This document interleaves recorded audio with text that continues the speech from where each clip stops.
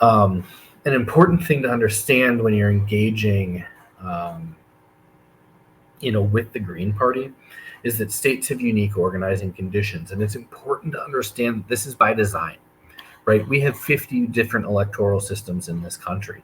Every state has a different electoral system. Every territory where they get to vote for it federally, but don't get representation federally, like DC, Puerto Rico, Guam, all of these places have different rules, and it's that way on purpose, right? Because it makes it really hard to build a formidable opposition, because you essentially have to have 51 parties that are operating, within their own environment. It makes it very, and that again, this is intentional. This is a way of keeping the status quo. This is a way of keeping the big money capitalist parties in power. Some of the unique organizing conditions are ballot access. Ballot access is the process by which candidate or party gets on the ballot. The require, like I said, it varies from state to state and race to race. One of the easiest in the country is Vermont. And in Vermont, in an odd year like 2023, you have to hold 10 caucus meetings in different towns throughout Vermont. Those caucuses need to elect local leadership, and then you have a minor party and you have ballot access through the next election. 10 meetings, that's all you got to do. In a state like Illinois, like I said earlier, where I am, it takes us 25,000 signatures to get a presidential candidate on the ballot, double that to get to survive challenges. And to run for Congress, it takes about 15,000 from within one rural district where I live in 90 days, compared to 700 or 800, right?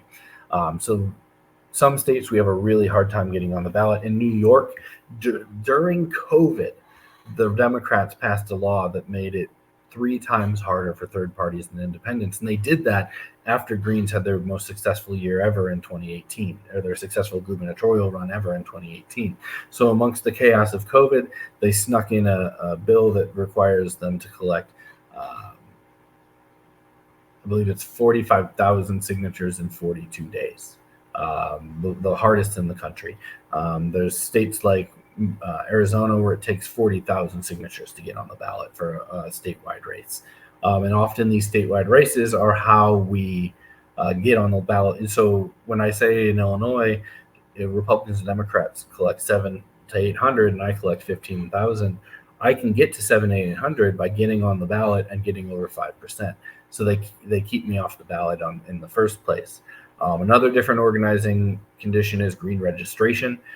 Just with recognition and ballot access, whether or not someone can register green in their state depends on laws and requirements of each state. And so I've often in the past I've been asked to prove that I was green, and my state doesn't have partisan registration.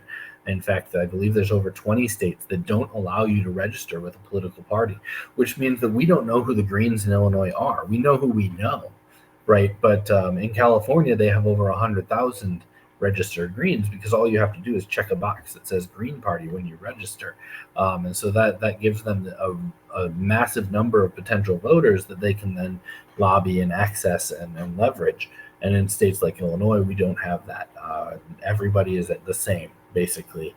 There's no partisan registration. And so we have to start from the ground up rather than having that boost of having a green box on the ballot or on the registration form. And then something I realized a few years ago, I was talking to a Green city councilor in Amsterdam, and she said, I can be anywhere in my country in 2 hours in public transit.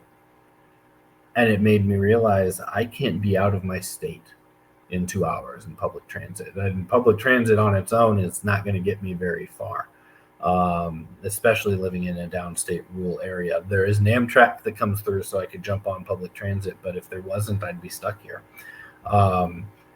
And so we are organizing at a continental level, right? In addition to the complexity of building a national movement or party with a wide range of conditions and rules like we just talked about, we have to engage in organizing on a continental scale.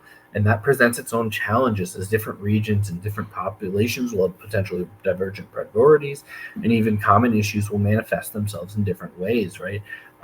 What it means, the impact of demilitarization hits San Diego way different than it hits small town Iowa, right?